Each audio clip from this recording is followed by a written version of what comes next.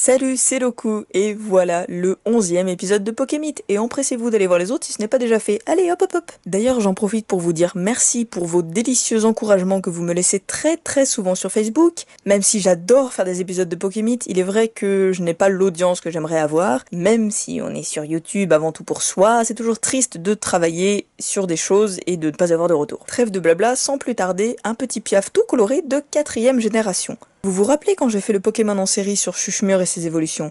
Eh bien là aussi, on a le champ lexical de la musique. Type vol et normal, parce que c'est comme ça. Je l'aurais bien vu en psy, mais bon, c'est un piaf, alors il est de type vol. Et normal, c'est puisqu'il est normal, voilà. Hein. C'est vrai qu'il ressemble à un perroquet, et au cas où vous ne l'aviez pas remarqué, sa tête est une croche. Une croche a cette forme lorsqu'elle est seule. Lorsqu'il y en a plusieurs, c'est à ça que ça ressemble. C'est un ovale noir attaché à une hampe avec un crochet. Le crochet est donc le haut de la tête de Pijaco, mais ça nous rapproche aussi d'un oiseau que vous devez bien connaître, le Cacatoès. Le Cacatoès est de la même famille que les perroquets. Ils ont une crête qu'ils peuvent dresser sur leur tête. Il en existe deux tribus, ceux à plumage noirâtre et ceux au plumage plus clair. Et ils vivent tous en Australie ou en Indonésie. Et certains peuvent complètement faire des sons comme ceux des humains. Il y a d'ailleurs pas mal de vidéos sur YouTube et Facebook que vous devez voir circuler avec des cacatoès où ils font des tours, où ils disent des choses, c'est assez rigolo, mais je vous fais confiance pour aller voir. J'avoue, je connais cet animal depuis que je suis gosse, parce que j'avais ri pendant genre 6 heures pour avoir entendu le mot cacatoès.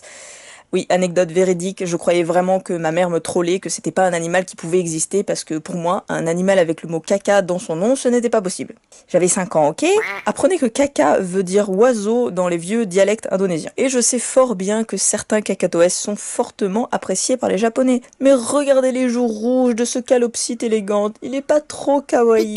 Il y a de nombreuses espèces, certaines plus connues comme le cacatoès à hube jaune, mais aussi le cacatoès noir, le cacatoès banksien, le cacatoès funèbre, le cacatoès à rectrice blanche, le cacatoès à tête rouge. Bon, en gros, les cacatoès, on les nomme avec leur apparence physique, mais aucun ne ressemble vraiment à Pijaco. Ce dernier a d'ailleurs un gros bec rose et une sorte de collier de plumes. Niveau couleur, c'est assez évident. On reconnaît les couleurs du Hara Arauna, aussi appelé Hara bleu ou Hara bleu et jaune, tout simplement parce qu'il est bleu et jaune, même s'il est en préoccupation minimale, c'est une espèce protégée. Et curieusement, en shiny, Pijaco ressemble plus à un Hara rouge, qui est celui-là un peu plus connu. Mais la comparaison la plus fidèle au niveau de la couleur des plumes de Pijaco serait celle de l'inséparable masqué. C'est une petite perruche venue d'Afrique, on l'appelle masquée parce qu'elle a une tête noire comme si elle portait un masque évidemment, avec de grands yeux noirs cerclés de blanc, tout à fait comme Pijaco. L'espèce la plus connue est jaune citron et vert, avec un bec corail.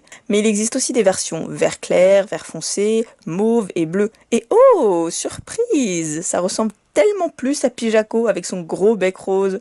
Il y a même ce que l'on appelle des half-siders, quarter-siders. Je pensais que c'était un montage, mais pas du tout. Alors, siders, c'est pour côté, et half et quarter, c'est pour moitié et quart. En fait, ce sont des oiseaux qui sont hétérozygotes, avec une mutation récessive qui ressort que sur la moitié ou le quart du corps, bien sûr. Donc vous voyez, les Pokémon c'est pas si absurde. On les appelle inséparables car ils vivent en couple, ou tout du moins en groupe, ce qui est nécessaire à leur survie. Mais ça vous deviez le savoir, parce qu'évidemment on ne dit jamais « Oh regarde, j'ai un inséparable !» Non, en général on dit « J'ai un couple d'inséparables !» Donc s'il vous plaît, ne les séparez pas. Mais vous pouvez en avoir chez vous, c'est pas interdit. Mais l'autre particularité de cet animal, c'est qu'il chante très fort. Et Pijaco aussi. Et en plus, il parle le langage des humains grâce à sa langue qui est la même que celle des humains. Bon, si c'était aussi simple, les chiens aussi parleraient. Mais ce n'est pas tout, la queue de Pijaco est un métronome mécanique. Cet appareil qui nous aide à trouver le tempo. Pijaco la balance régulièrement pour garder l'équilibre. Ce qui est logique puisque la plupart des animaux et donc des oiseaux le font pour garder l'équilibre en vol. Sa capacité signature, Babil, qui a été créée pour ce Pokémon, a vraiment quelque chose de particulier puisqu'elle utilise le microphone de la Nintendo DS. L'utilisateur peut enregistrer sa voix et quand le Pokémon lance sa capacité, les chances de rendre confus l'adversaire dépendent du volume de la voix. Il reproduit les cris de ses ennemis pour faire croire qu'il est des leurs et éviter d'être attaqué. Très malin d'avoir pris ce trait qui peut être trouvé dans la nature, ça ne fait que rendre ce Pokémon encore plus crédible. J'adore le nom de Pijaco en japonais, Perapu. Vous connaissez ma passion pour les onomatopées, et bien justement, dans Perapu, il y a Pera Pera, qui veut dire courant, dans le sens de parler une langue couramment par exemple. Peut-être parce que Pijaco n'arrête pas de parler, et que justement il peut parler la langue des humains. Et la seconde partie est composée de Rapu, qui veut dire le rap en anglais. On peut aussi y voir le mot parrot en anglais qui veut dire perroquet. Et ouais, c'est pas un perroquet d'opérette, c'est un perroquet gangsta. Je retire cette vanne. Pijaco en français, on n'est pas allé le chercher trop loin, ça vient de pi, l'oiseau le plus éloigné du perroquet, mais c'est pas grave, et de Jaco, ou Jaco, vous savez, souvent des pirates avec un perroquet qui s'appelle Jaco, et qui a donc comme diminutif Coco. Donc voilà, maintenant vous savez d'où ça vient le perroquet qui s'appelle Coco. Pour aller plus loin que le perroquet, le Pokémon musique. Ils imitent tous les sons qu'ils entendent en y ajoutant leur propre mélodie. Eh bien ça tombe bien parce que justement j'ai ici un oiseau, l'oiseau lyre, aussi appelé Ménure, dont la faculté est de copier les sons qu'il entend. Ils imitent les autres oiseaux pour attirer mieux les femelles, mais aussi d'autres sons et on le connaît pour imiter les sons d'obturateurs d'appareils photo, les alarmes de voiture et même les tronçonneuses. Bref, il imite tout ce qu'il entend.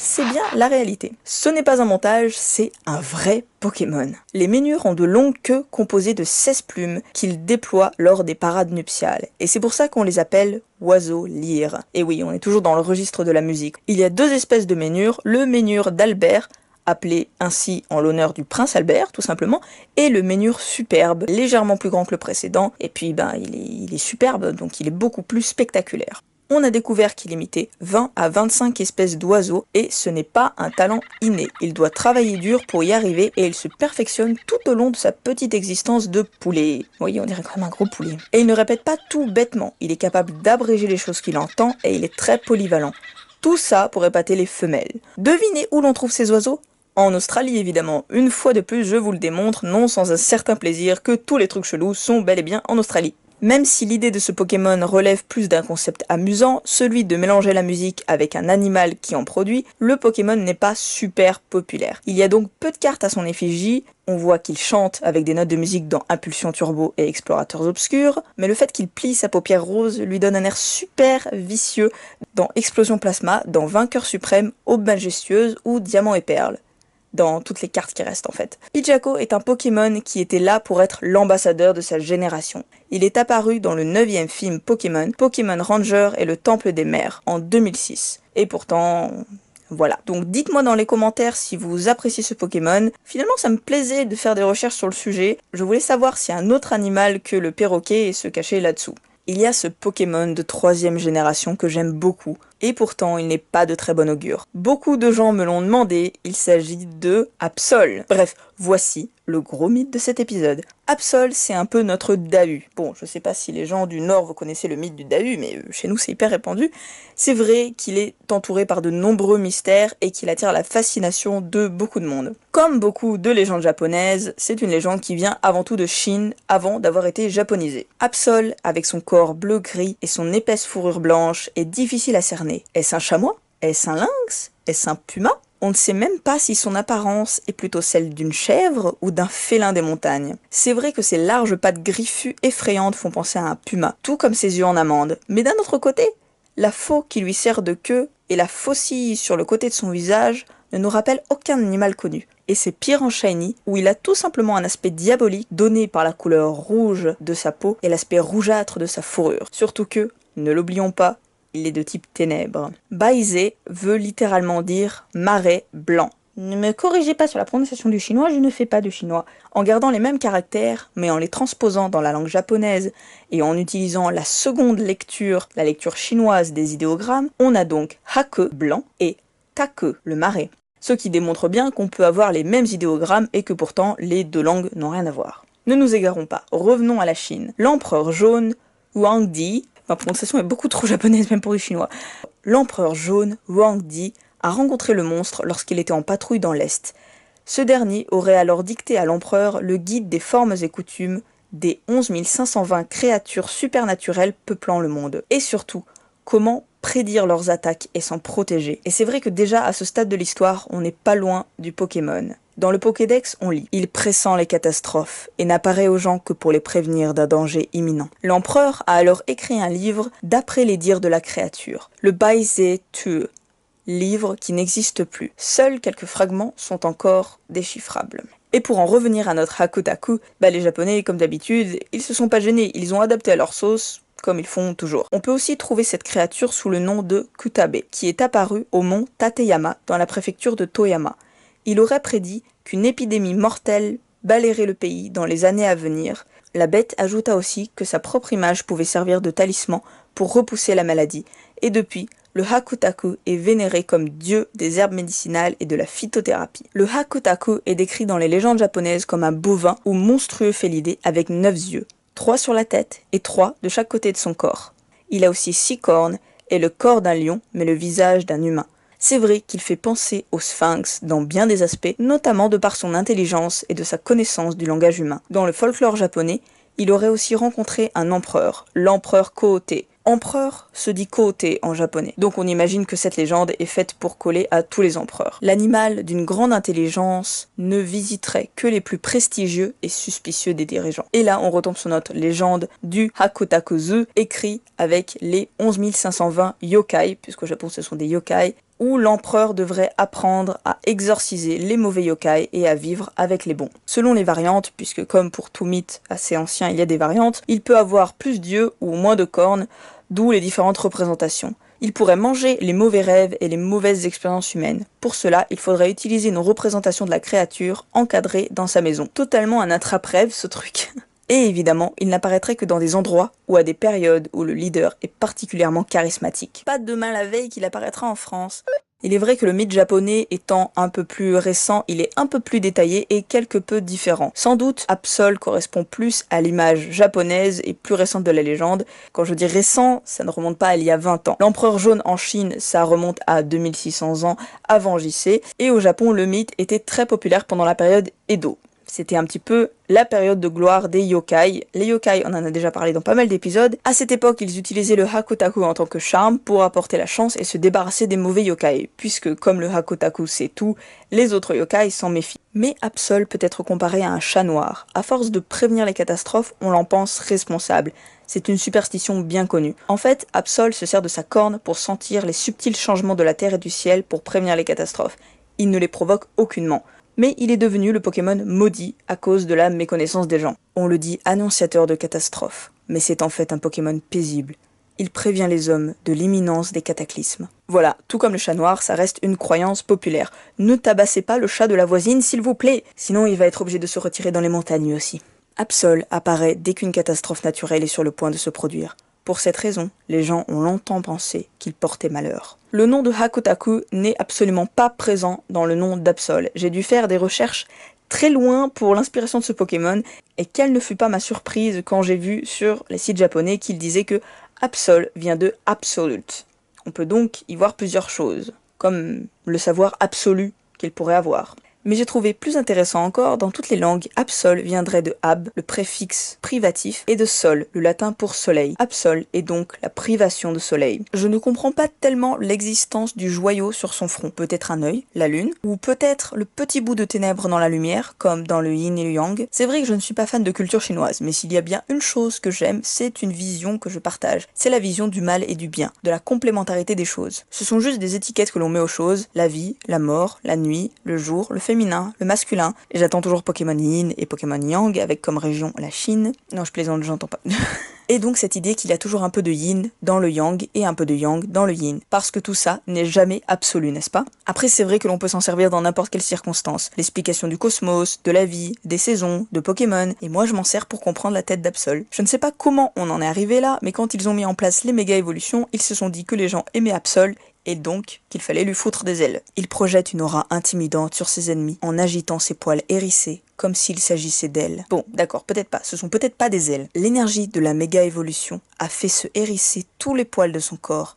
Comme il ne s'agit pas d'ailes, il ne peut pas voler. Ah ok d'accord, non c'est vraiment pas des ailes en fait, c'est juste de la frime. Alors c'est vrai que en écrivant cet épisode, je me suis dit waouh, c'est fou comment il ressemble à un sphinx, une espèce de chimère basée sur un lion, un visage d'homme avec une grande intelligence qui parle aux humains. Et ben c'est vrai qu'avec cette méga évolution, il ressemble encore plus à un sphinx. Et puis cette fois, il a 2 cornes bien distinctes. il y a encore quelque chose, c'est la Manticore, qui est une création légendaire venant de Perse, une chimère très proche du sphinx, avec un corps de lion, un visage d'homme et une queue de scorpion ou de dragon, et de bonnes grosses dents. C'est un symbole clairement malveillant puisque l'animal est anthropophage, et son pelage est rouge. Donc bon, pas trop d'absol, mais cet animal a été mentionné dans les Animaux Fantastiques de J.K. Rowling, mais aussi dans Percy Jackson, et bien sûr dans Game of Thrones, et dans plein d'autres choses que vous devez connaître comme Donjons et Dragons, Warhammer, Diablo 3, et même dans certains groupes de métal, tout ça. Mon copain l'appelle le Pokémon Imo à cause de sa mèche sur le côté, et je doute que l'inspiration mythique des créateurs de Pokémon ait été les Imo. Ja, Kobayashi-san, il nous faudrait un Pokémon type ténèbres dans cette génération. Qu'est-ce que ça vous évoque, les ténèbres? Les ténèbres, Imo da tomoimasu. Evanescence orai suru hito. D'ailleurs, son talent miroir magique retourne les capacités contre son adversaire. On dirait pas trop le truc de maternelle. Miroir magique, tout ce que tu as dit se retourne contre toi. Sinon, Absol a plein de talents. Pression qui force le Pokémon adverse à dépenser 2 PP pour une capacité au lieu d'un habituellement. Je trouve que ça correspond bien à son côté ténébreux. Il y a aussi Chanceux qui fera monter le taux de coups critiques du Pokémon d'un niveau. Et Cœur Noble en talent caché qui monte l'attaque d'un cran si une attaque ténèbre le touche. Là encore, on reste dans le thème de tout ce qu'on a dit avant. On voit que pour Absol, il y a beaucoup d'inspirations mythiques différentes. J'espère que ça aura répondu à vos nombreuses questions. Et est-ce que, après tout ça, c'est encore votre Pokémon préféré? S'il y a une chose que j'aime manger au Japon, c'est le calamar. Bon, ok, d'accord, c'est pas trop cool pour introduire ce Pokémon. Sepiatros vient de Sepia et de Atroce. À la révélation de ce Pokémon, les gens ont beaucoup dit « atroce parce qu'il est atrocement laid, ouais ». Alors là, je ne suis pas du tout d'accord. Déjà parce que ce n'est pas pour ça qu'il a été appelé de cette façon, mais parce que c'est un calamar destructeur de monde type ténèbres et psy. Donc atrocement méchant, pas atrocement laid. Et puis moi d'abord, je le trouve pas laid. Les goûts et les couleurs, ça se discute pas. Mais comme d'habitude, c'est facile de cracher sur une génération parce qu'elle n'a pas eu la chance d'être sortie en 1995, n'est-ce pas? Donc, revenons-y. Oui, Sepiatros a été un des premiers Pokémon révélés en 2013 à la sortie de la 6ème génération. Ça nous rajeunit pas. Et oui, aussi j'ai dit calamar alors que c'est une sèche. On va pouvoir se faire une idée par nous-mêmes en comparant ces deux mollusques. Parce qu'en vrai, les deux ne se ressemblent pas foufou. Mais bon, il y a des abus de langage et on va se cultiver sur les deux. Ce sont donc des céphalopodes. D'ailleurs, si on décortique, céphalopode, c'est la tête et les pieds. Céphalopode, c'est donc une tête avec des pieds. La sèche vient du latin sepia, oui, sepiatros, ce qui a donné plus tard le pigment qui vient de la sèche. Mais ça, on y reviendra. La sèche a un corps qui est bordé d'une nageoire qui ondule. Elle a 10 bras au total, dont 2 grands spécialisés dans la prédation, que l'on appelle tentacules, puisqu'ils sont pourvus de ventouses sur toute leur longueur. Ah, et du coup j'avais un doute, mais calmar et calamar sont corrects. On peut aussi dire teutide. Mais j'ai quand même appris un peu plus tard dans mes recherches que calamar, c'était plutôt pour les gens de province. Pardonnez-moi, je n'ai pas envie de vous choquer, donc je vais dire la façon correcte. Et aussi, c'est la même chose qu'encorné. Avec cette forme oblongue, le calamar commun est celui le plus consommé par l'homme. Ce que l'on mange en tant qu'encorné, c'est donc le manteau de l'animal. On coupe la tête et les nageoires. Et ces petits calmars, ils ont des petites ailettes sur le côté, comme Sepiatros, que je ne sais pas si vous aviez remarqué, mais le délire de Sepiatros, c'est que c'est une sèche retournée. Sepiatop, à partir du niveau 30, il faut retourner la console pour qu'il évolue en Sepiatros. En réalité, ce serait tellement impossible que votre chiot, en grandissant, son cul devienne son museau et vice-versa. Mais chez Pokémon, ils s'en foutent. Du coup, le chapeau que Sepiatop avait là, eh bien en fait, en se retournant, ça fait les pieds. Et le bas, avec ses petits bras, ça fait d'autres bras plus longs et des tentacules. Et ça fait la tête de Sepiatros avec des sortes de cheveux, en fait. Il a le corps violet avec des taches lumineuses. On peut imaginer que ces taches lumineuses sont les iridophores et les chromatophores de la sèche. Il fait briller les motifs qui ornent son corps afin d'attirer ses proies. L'extrémité de ses tentacules est aussi coupante qu'un rasoir. En japonais, caramanero vient de calamar, calmar, et pour le coup, calmar est un mot français. Ce qui a du sens, puisque la génération 6 est celle qui représente la France. Puisque s'ils avaient voulu parler en anglais, le mot anglais pour calmar c'est squid, et pour sèche c'est cuttlefish. Et apparemment le mot nero c'est noir en italien. Par ailleurs, je trouve qu'il a des capacités tout à fait en lien avec l'animal, telles que contestation, qui inverse les variations statistiques, vu que c'est un Pokémon inversé en fait. Qu'est-ce qu'on se marre. Le talent ventouse, complètement dans le thème du Pokémon, permet à ce Pokémon de s'attacher au combat, en quelque sorte, puisque les Pokémon avec ce talent ne peuvent pas subir un switch forcé par les capacités comme hurlement et cyclone. Son troisième talent, infiltration, permet de traverser les barrières et les clones de l'ennemi en l'attaquant directement. Comme la génération 6 est relativement récente, il y a encore peu de descriptions Pokédex, mais celles-ci suffisent à faire froid dans le dos. Doté de pouvoirs hypnotiques les plus puissants du règne des Pokémon, il manipule son adversaire à sa guise. Bon, déjà, règne des Pokémon, cette expression me fait beaucoup trop penser au règne des dinosaures, et ça ne serait pas étonnant puisque les calmars existent depuis le Jurassique. Et oui, c'est une espèce qui a traversé les temps. Le calmar capture ses proies, elle a des petits crochets au bout de ses tentacules et il les plante dans ses proies qui essayent de se débattre. Et plus ils essayent de se débattre, plus les crochets se plantent dans leur chair. Bon, c'est vrai que finalement ça se rapproche vraiment de Sepiatros, puisque c'est vraiment pas un animal très très sympa. La sèche est bien un animal qui peut correspondre à la description, puisque elle attrape ses proies avec son tentacule, les déchiquette et les mange. Ne vous inquiétez pas, c'est juste dans Pokémon. Et en Australie aussi. Il attire ses ennemis en les hypnotisant avant de les enserrer de ses tentacules et de les neutraliser avec son suc gastrique. Oui, il y a aussi une histoire de suc gastrique que j'avais pas dit. C'est un suc que les sèches ont dans leurs tentacules et qui sert aussi à torturer ses proies. Les calmars aussi ont un bec avec 2 mandibules, exactement comme Sepiatros. Tout comme les sèches, les calmars capturent leurs proies et disposent des toxines salivaires qui paralysent leur repas encore vivant. Par contre, je ne sais pas de quelle proie on parle dans Pokémon. Ils mangent des Krabby, des serpengs, je sais pas, des Love-Disc, mais en tout cas, Sepiatros, tout comme la sèche, est un prédateur qui ne mange que des proies vivantes. La sèche répand de l'encre pour se défendre, composée de sépia, donc, comme je l'ai dit, on appelle ça aussi le noir de sèche, ce qui lui permet de se dissimuler pour prendre la fuite. Un peu comme Batman. Et sachez que c'est ça que vous mangez lorsqu'on vous sert des glaces, ou tout autre produit d'ailleurs, à base d'encre de sèche. C'est un très bon colorant naturel. Et le calamar a donc la même capacité en fait. On dit encre de sèche, mais ça pourrait bien être aussi de l'encre de calmar. Et c'est pour ça que les gens confondent souvent ces deux animaux. Il n'y a pas de différence mâle-femelle pour ces Pokémon. En revanche, le dimorphisme sexuel est assez présent chez les sèches. Les mâles ont des rayures à certaines tentacules, contrairement aux femelles. Les mâles sèches, pendant la période de reproduction, peuvent changer de couleur en quelques millisecondes, passer du noir au vert, par exemple, ce qui pourrait expliquer la couleur verte moche dans la version shiny de ce Pokémon. C'est donc un animal qui a des capacités de mimétisme, puisqu'il peut même changer la texture de sa peau, que ce soit pour se cacher des prédateurs ou pour exprimer des sentiments, pour communiquer avec les autres. Le chromatophore de sa peau change sous l'impulsion du cerveau. Elle peut aussi donc modifier la texture de sa peau pour améliorer son camouflage. La sèche est un animal avec un cerveau assez imposant, étudié depuis les années 90, elle a de très bonnes compétences spatiales et mémorielles. Je me disais qu'il y avait peu de chances que Sepiatros soit une sèche parce qu'il fait 1,50 m de long et qu'une sèche ça fait grand maximum 45 cm. Eh bien, sachez qu'il existe la sèche géante qui fait plus d'1 m de long. Et comme tout ce qui vit sous la flotte, tout existe en version géante finalement, mais donc j'ai fait mes recherches aussi pour le calmar. La majorité des calmars font environ 60 cm, mais des espèces vivant dans les abysses peuvent atteindre plusieurs mètres. On parle de 13 mètres pour 100 kg. Vous connaissez peut-être le calmar géant, eh bien, saviez-vous qu'il y a le calmar colossal? Et les apparitions de calmars géants ne sont pas du tout rares au Japon, mais comme les Japonais aiment bien les manger, eh bien, ça fait juste un énorme sushi, quoi.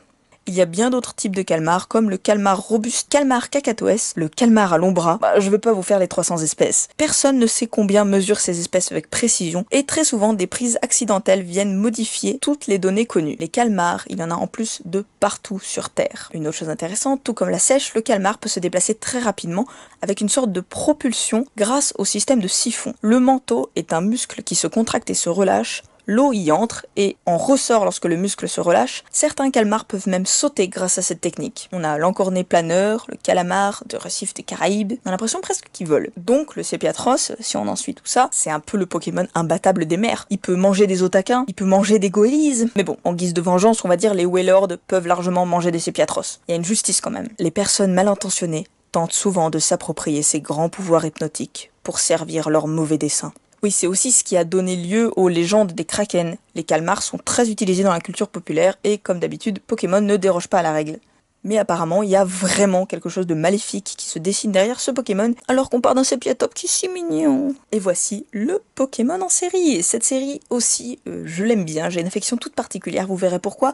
Première génération, et je vous préviens, le premier Pokémon est super impressionnant. Attention, Chétifleur, Madatsubomi. C'est pas facile à retenir comme nom, et pourtant, ça tient plus d'une phrase que de 2 mots assemblés. Mada, ça veut dire encore, ou pour le moment. Et Tsubomi, c'est simplement un bouton, un bourgeon, comme on l'avait vu dans un autre Pokémon. Donc chétiflore en japonais pourrait bien vouloir dire encore un bourgeon. Donc on insiste bien sur le fait que c'est une plante encore chétive. Chétive, plante, flore.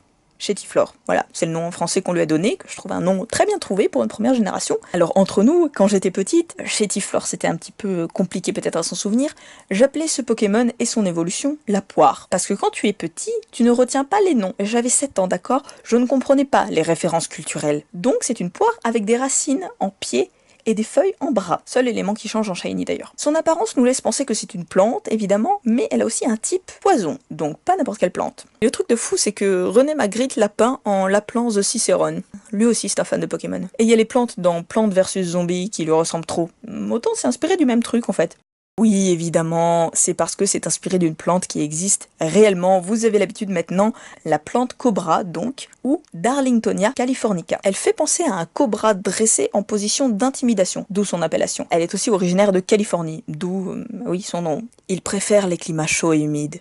Ces lianes peuvent capturer une proie en un clin d'œil. Bon, vous l'aurez compris dans cet épisode, on est vraiment centré sur la capture de proie, c'est vraiment un truc qui revient. Elle sécrète un nectar qui attire les insectes, comme les plantes carnivores qu'on a déjà pu voir dans d'autres épisodes. Les proies sont guidées vers l'entrée du piège, et quand elles cherchent à s'en échapper, elles s'épuisent à essayer de remonter la paroi et finissent par tomber au fond de la fosse, et bam, dans le système digestif. La nature est hyper cruelle. Dans la description sur Poképédia, Chétiflore est décrit comme une poire. Ah, ouh, ça me rassure.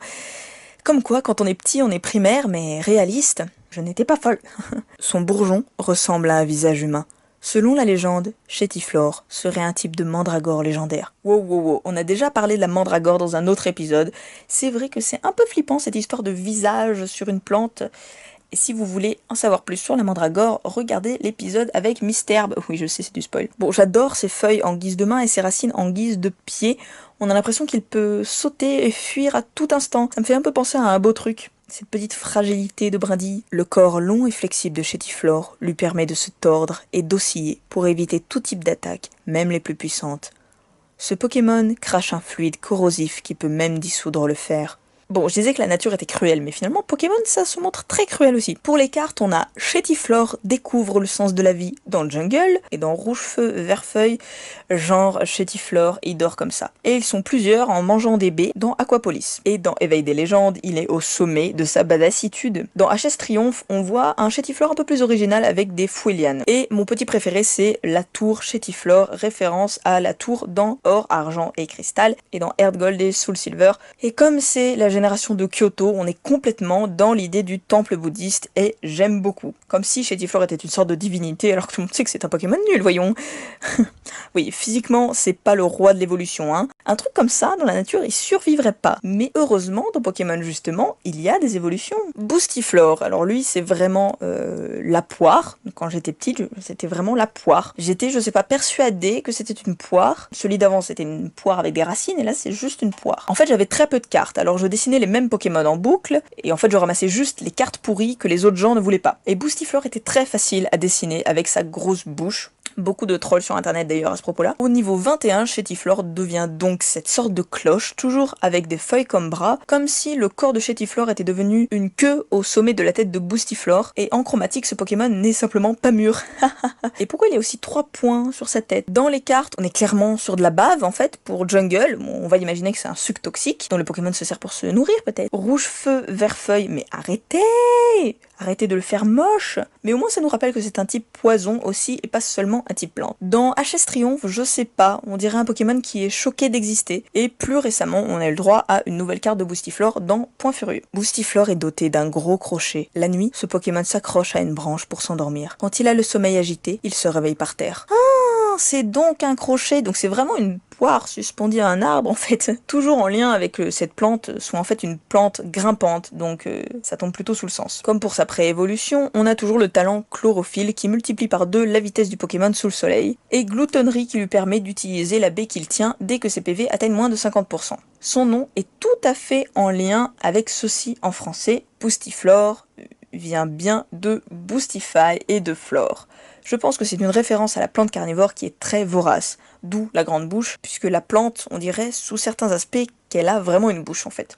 Ses membres en forme de feuilles permettent à Boostiflore de trancher ses adversaires. Il crache un fluide capable de tout dissoudre. Puis, en japonais, Utsudon vient de Utsubokazura et de Don. Voilà, numéro 3. En tenant une pierre plante, hop, on se retrouve avec un ampiflore. Et là, c'est clair, on est génération 1, on n'est pas trop dans la recherche d'un design foufou. Et c'est vrai qu'au début, je sais, vous vous dites, waouh, trop cool, une sorte de plante avec des yeux. Mais quand on connaît la plante en question dont le Pokémon a été inspiré, en fait, on voit pas grand chose d'inventif. Ils ont juste pris la plante, ils ont collé des yeux en dessous et voilà. On est bien dans la Utsubokazura, dont j'ai évoqué le nom il y a même pas 20 secondes. Essaye de te rappeler, essaye de faire un effort s'il te plaît. La plante en français, puisque je ne l'avais pas expliqué tout à l'heure, je l'explique maintenant, c'est la Nepenthes. La Nepenthes de la famille des Nepentacées pousse dans un climat tropical. Même système que celui que je vous ai expliqué tout à l'heure, c'est un piège passif. Les insectes sont piégés dans un liquide et ne peuvent pas remonter les parois de la plante et finissent noyés. On remarque bien l'urne qui est totalement la forme du Pokémon. Oui, ça s'appelle une urne, je sais, c'est encore un peu glauque. Et dessus, il y a une feuille qui protège la plante de la pluie. Ça fait un peu opercule. Et les plantes sont en général vertes ou brunes. On les trouve plutôt vers Madagascar, la Nouvelle-Calédonie, Sumatra ou Bornéo, qui sont des lieux riches en espèces endémiques. On dit qu'il vit en colonie dans la jungle, mais personne n'en est jamais revenu vivant pour le confirmer. Comme si genre il y avait des expéditions de scientifiques qui allaient chercher des ampiflores dans la forêt. C'est rigolo. Et il y a plus d'une centaine d'espèces de Nepenthes, et vous savez qu'il y a quelques années, il y a eu un intérêt massif pour les plantes carnivores. C'était une sorte de mode, il y a eu un essor des serres décoratives, et on a appris à connaître encore plus d'espèces, et on en connaît encore de plus en plus. Ça ne s'arrête jamais. Par exemple, la Nepenthes rafflesia, oh tiens, ça me rappelle un épisode, tout ça. Profite pour dire que vous aurez la chance d'en voir à Tokyo en visitant le Shinjuku Gyoen jusqu'à la fin. Après le jardin français, le jardin anglais et le jardin japonais, vous avez une serre où il y a des plantes tropicales dedans et vous avez donc des ampiflores. Pour l'anecdote mythologique, Nepenthes, ça vient du grec ancien avec le suffixe privatif et le mot pantos, la tristesse, le chagrin. Dans l'Odyssée, c'est la boisson que donne Paris à Hélène pour lui faire oublier son pays natal. Cette plante est donc celle de l'oubli. Si, comme moi, vous vous souvenez bien, car vous avez été un petit peu trop drogué à l'animé étant jeune, vous vous souvenez peut-être de l'ampiflore de James, qui nous a donné des moments mémorables. Contrairement à la petite plante d'où elle tire son origine, l'ampiflore peut contenir un humain entier avec ses 1m70. Et en plus, elle a deux dents pointues. Et un peu comme la plante elle-même, ampiflore est dotée d'une longue liane qui part de sa tête. Cette liane se balance et remue comme un animal pour attirer ses proies. Lorsque l'une d'elles s'approche un peu trop près, ce Pokémon l'avale entièrement. Cours James, cours! On remarque que les trois petits ronds sur Boostiflore deviennent des taches sur toute la surface du corps de son évolution. Elle crée aussi un doux parfum pour attirer ses proies. Et là c'est toujours en lien avec les attaques, comme doux parfum. Tout corps ingéré par ce Pokémon est systématiquement dissous en bouillie. Ampiflore vient de empifrer et flore. Pas mal trouvé, mais en japonais, Utsuboto, c'est bien sûr toujours Utsubokazura, mélangé avec le mot pot pour pod en anglais, qui signifie cos, comme les cosses de haricots en fait. Apparemment, dans le manga, Ampiflore fait des provisions de petits rongeurs et oiseaux. Pauvre Roku, les pauvres Pikachu. Et elle récolte des pierres-feuilles pour faire des rituels d'évolution, pour faire évoluer les chétiflores. En fait, on est tellement pas loin des rituels sataniques et des sacrifices de chèvres et d'invocation des esprits. Ah là là, sacré Ampiflore. Hein. On a Ampiflore méchant avec le truc du parfum dans Aquapolis et Point Furieux et aussi dans Tempête Céleste. On a Ampiflore méchant dans Verfeuille qui jette des feuilles tranchantes. Ampiflore méchant dans Éveil des légendes qui nous fouette avec sa queue. Et soudain, on a un Ampiflore tout gentil dans Créateur de légende. Bon, je vais vous laisser sur cette image mignonne de ce Pokémon. Le thème général de cette série était donc les plantes carnivores, avec un gros champ lexical de la gloutonnerie quand même. Et c'est ainsi que je conclus cet épisode, et qui était un petit peu moins long. J'ai fait des petits efforts quand même, hein, j'en dis pas trop. Voilà, ça me fait toujours autant plaisir d'écrire, de tourner, de monter et de mettre en ligne cette série, que vraiment j'adore, même si les épisodes sont assez espacés. Je me concentre un peu sur le Japon maintenant sur ma chaîne. Et si vous avez regardé jusqu'à maintenant, c'est très gentil. Je sais que parmi vous, il y a des grands fans de Pokémit et je vous en remercie. Je sais que ça va paraître peut-être étrange venant de moi, mais s'il vous plaît, si vous aimez l'émission, qui me représente pour chaque épisode à peu près 50 heures de travail en moyenne, l'épisode fait à peu près 40 vues. Donc, s'il vous plaît, partagez la vidéo, c'est vraiment très très important. Je sais que vous vous dites... Mais no way, je partage ça, moi. Mais en réalité, c'est la meilleure façon de me prouver que vous tenez à cette série. C'est très important. Ça peut vraiment m'aider et m'encourager. Donc, chacun de vos gestes est vraiment important. Donc, surtout pour les gens qui sont fans, qui vont m'envoyer des messages d'encouragement, c'est vraiment super sympa. Donc, je vous en remercie. Je vous fais de gros bisous et je vous dis à bientôt pour les prochains épisodes.